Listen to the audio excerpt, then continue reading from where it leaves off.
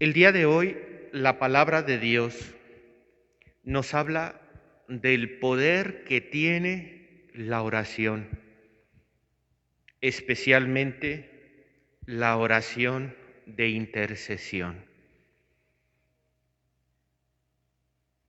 Ahora que estamos viviendo momentos de guerra, ahora que con motivo de la pandemia somos conscientes que mucha gente sufre, que mucha gente la está pasando mal, que tiene muchas necesidades. Ahora que ha habido más muertos entre nuestra sociedad, nos dice la primera lectura de la carta del apóstol Santiago: hermanos míos, ¿sufre alguno de ustedes? Y nos da la respuesta: que haga oración. Oración que normalmente nosotros estamos acostumbrados a hacer por nosotros mismos. Y eso es algo muy bueno y muy sano. Pero precisamente las lecturas de hoy nos invitan a salir de nosotros mismos para implorar a Dios por las necesidades de los demás. El compendio del Catecismo de la Iglesia nos dice que la oración de intercesión consiste en pedir a Dios en favor de otra persona. Esta oración de intercesión nos une más a Jesús porque nos hace más parecidos a Él. Jesús es el intercesor por excelencia, que intercede al Padre, ante el Padre, por todos los hombres en favor de la humanidad, que intercede por todos los hombres, especialmente por los pecadores.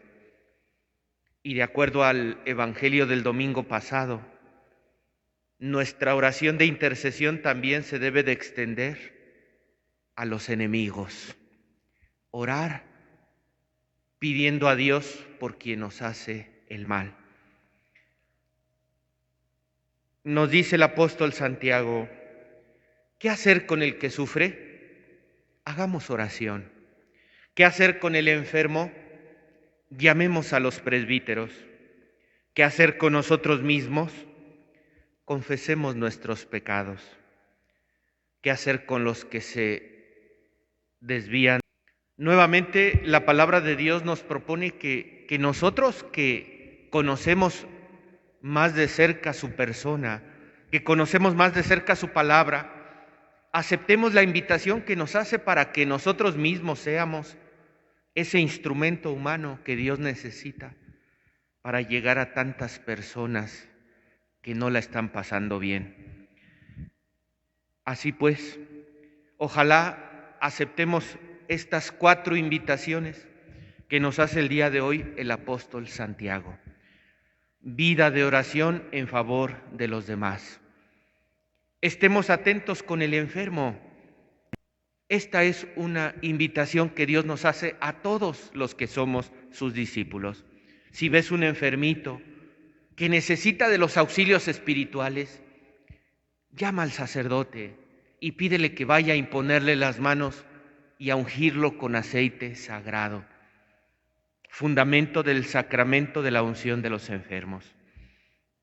Si crees tú que te has apartado de Dios, que se ha formado una barrera en esa relación entre Dios y tu persona, confiésate. Nos dice también en este pasaje el apóstol Santiago: confiésense en sus pecados.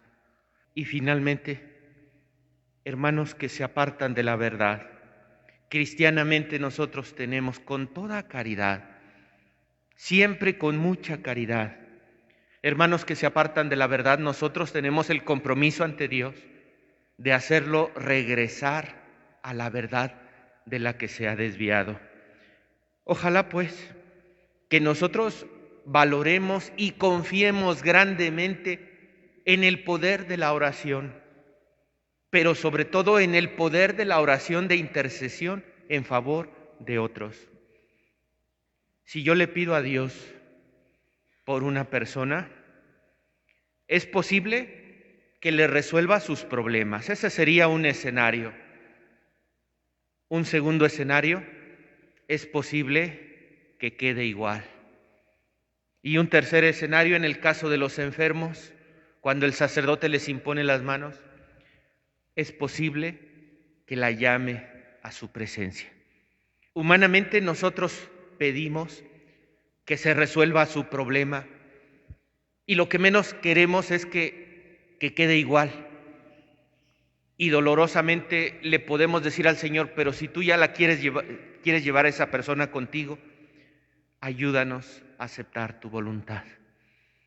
El poder de la oración también nos configura a nosotros el corazón, porque a base de pedirle a Dios que actúe en favor de los hombres, va moldeando en nosotros la aceptación a su voluntad. Y esto es lo más hermoso de la vida de oración, que aprendemos a saber aceptar la voluntad de Dios.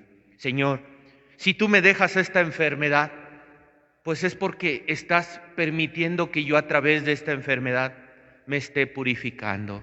Señor, si tú te llevaste de mi vida a este ser tan querido, es porque tú, Señor, sabes que ya cumplió su misión en la vida y lo querías llevar a tu presencia. Que no sabemos rezar. San Pablo a los romanos nos dice, no te preocupes, invoca al Espíritu Santo. El Espíritu de Dios nos ayuda en nuestra debilidad, porque no sabemos orar como debiéramos, pero es el Espíritu de Dios el que va a interceder por nosotros para que nosotros en nuestra oración intercedamos ante Dios por los demás. Y cierra magistralmente la enseñanza del apóstol Santiago. Mucho puede la oración insistente del justo. ¿Crees tú eso? En primer lugar, yo les decía ayer o antier, siéntete verdaderamente que eres de Cristo, ¿verdad? Porque luego no nos la creemos. Créetela, que tú eres de Cristo. Y si vives según sus enseñanzas, y si respetas en la medida de lo posible todo lo que Dios te pide, pues también siéntete valioso ante sus ojos, de tal manera que puedas ser considerado por Él como una persona justa. Si tú eres consciente del poder de Dios, si tú eres consciente que llevas una vida justa, pues debes de ser consciente que tu oración insistente tiene un poder tremendo. Ahora, pasando al Evangelio, como decíamos, que la oración de intercesión se extiende por los enemigos. Mirando el Evangelio podemos decir, la oración de intercesión también se debe de extender por los niños. ¿Qué nos quiere decir Jesús con esto? En primer lugar, que hay gente intercediendo por los niños. La gente le lleva a Jesús a los niños. ¿A eso cómo le llamamos? El poder de la intercesión. ¿Qué es lo que debe de buscar nuestra oración de intercesión? Que la persona por la cual nosotros rezamos tenga un encuentro personal con Jesucristo. ¿Sí o no? Ese debe de ser el objetivo de nuestra oración de intercesión. Porque quien va a cambiar a esa persona, quien va a sanar a esa persona, quien le va a dar lo que le hace falta, ¿quién es? Nuestro Señor Jesucristo. Por eso nuestra oración de intercesión debe de buscar que la persona se encuentre personalmente con Jesús. Y eso hizo la gente. Le llevó a Jesús unos niños para que los tocaran. Los discípulos, pues en aquel tiempo, imagínense, si la mujer no contaba, si la mujer era apartada del valor que tenían los hombres en la sociedad, ¿se imaginan qué valor le daban a los niños? Pues los niños, incluso hasta hace muy poco tiempo. Y Jesús repara en esta acción. Los niños también necesitan de Dios. Los niños también tienen derecho de estar frente a Jesucristo. ¿Qué sucede hoy día con muchas familias modernas? Sobre todo yo lo veía en Europa. Yo no voy a bautizar a mis hijos hasta que no sean mayores de edad. Yo no les voy a dejar que hagan su primera comunión hasta que no cumplan 18 años y ellos tomen su decisión. Como si del recién nacidos a los 18 años no necesitaran de Dios o no fueran personas capaces de tener un encuentro con Jesús. El Código de Derecho Canónico, nuestras leyes de la Iglesia, nos dicen que el niño cuando tiene menos de 7 años se llama infante, pero cumplidos los 7 años, que más o menos son los niños que le acercaron a Jesús, no le acercaron bebés, le acercaron niños que ya empezaban a hacer uso de su razón. Dice el Código de Derecho Canónico, los niños cumplidos los 7 años se presume que tienen uso de razón. Por eso es que nosotros en la iglesia a partir de los 8 años les enseñamos el catecismo para que hagan su primera comunión. Los niños tienen pues uso de razón y por el hecho de tener uso de razón tienen necesidades espirituales. Pero saben muchas veces quiénes son los primeros que les privan a los niños acercarse a Jesús, sus papás. Eso lo batallamos mucho en catecismo. Los niños quieren acercarse a Jesús y los padres son los primeros que se lo impiden. Dejen que los niños se acerquen a mí, dice Jesús, no se lo impidan, porque los que se hacen como estos niños, de ellos es el reino de los cielos. Este tipo de niños puede ser egoísta, puede ser caprichoso, puede ser huraño, puede ser peleonero, pero si algo tienen es vida espiritual. Y en esa vida espiritual que tienen estos niños, confían plenamente, así como confían cuando están en los brazos de su madre, así como confían en su padre que los protege y les provee, confían en la presencia de Dios.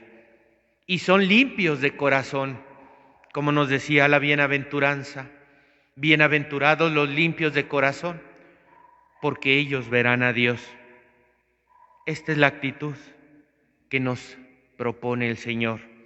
Esta es la infancia espiritual que nos invita a vivir. Confiemos en el Señor, como un niño que duerme en brazos de su madre. Confiemos en el Señor que sabe que su Padre lo protege y en la presencia de sus padres está seguro. Confiemos en el Señor en todo momento que oramos por Él, cuando le decimos esa hermosa jaculatoria: Sagrado Corazón de Jesús, en ti confío. Que así sea.